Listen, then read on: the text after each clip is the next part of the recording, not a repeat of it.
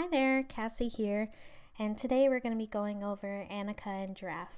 It's a game that I have some conflicting feelings about.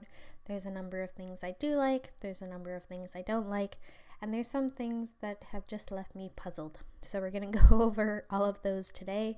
The first thing I wanted to talk about was the price. Now, unfortunately, this game has a lot of variety in the price, and as a consumer, that's one of the first things that I look at is where are you going to get the best bang for your buck. In this case on Steam is where I found the lowest price. You can get the game for $20. If you get an online copy of the game either via PS4 or the Nintendo shop, it looks like it's about $30 or more. If you get the physical copy of the Nintendo Switch game, that's the most expensive. It's $70.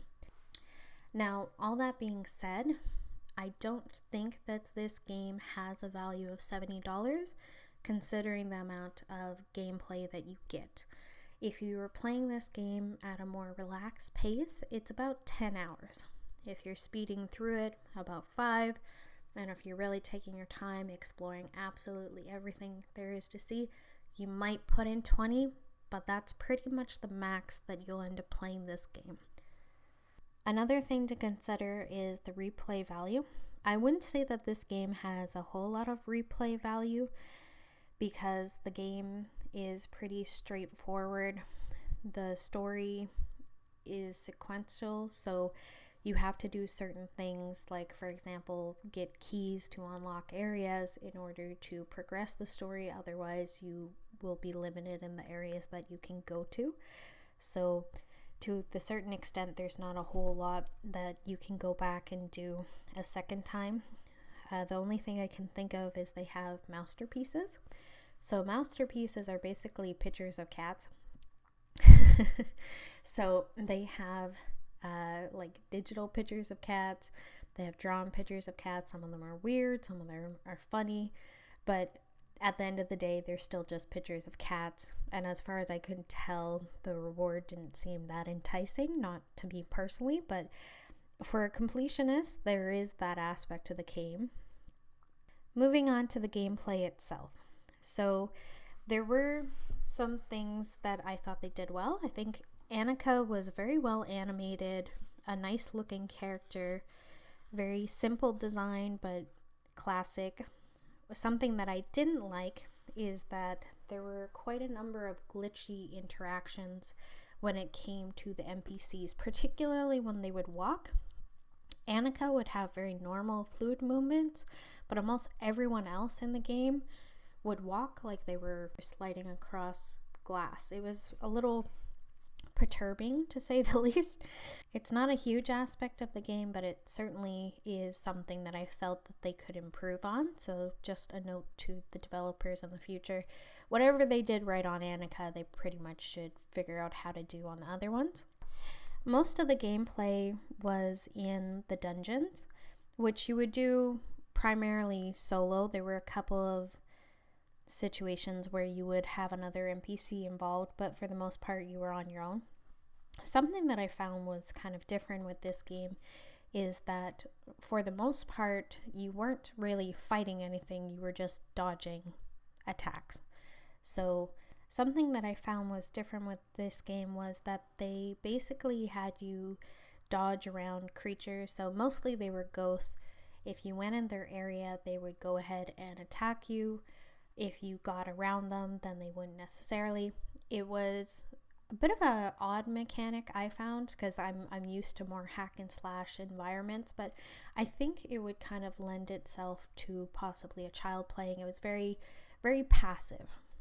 Other things I liked included this rail scene. There was more than one where you'd basically be able to use like a gun to get rid of debris on the tracks, or you could slow down the track or speed it up to dodge around things firing at you. So I found that was something that was fun that they did. Something that I didn't like was the boat scene. So you'd basically be on this boat and you wouldn't be able to do anything.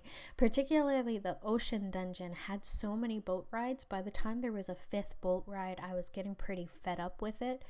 So that was something where I felt like they could have cut it back. Certainly the other dungeons, I felt you were a little bit more engaged.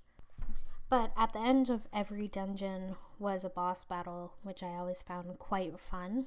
They're music battles, so they won't be everyone's cup of tea, but even though I don't normally play that type of game, I did enjoy it. And I did like that you could choose the level of difficulty for those boss battles, so it was interesting to see how those went. The last aspect of this game, and possibly the most important aspect of this game, is the story. So that's the part where I can't tell if I really liked the story or if I really hated the story. Mostly the story just kind of left me confused by then. I don't want to spoil too much, but at the beginning of the game, you kind of get a good sense of what the game is going to be like. You wake up as this little girl, Annika. You have cat ears. All you know is your name. You're walking around this town. You meet Giraffe, and Giraffe knows who you are. He knows your name. He says hello, and you're like, "Oh, you know me." And he's like, yeah, of course, and just kind of laughs off that you don't know him. And then immediately is like, well, I need you to do this thing. Doesn't tell you why you need to do this thing, which is finding the different gems. He doesn't really explain it. He's just like, we're going to go ahead and do this. And that kind of sets the tone for the rest of the story. I'd say the biggest strength to the story is the way they tell the story. So that part I really liked. I liked that they had it as a comic book. And I also liked that they'd have these animated scenes. The story in terms of how it was presented was well done, but the story itself was certainly unique, but also bizarre.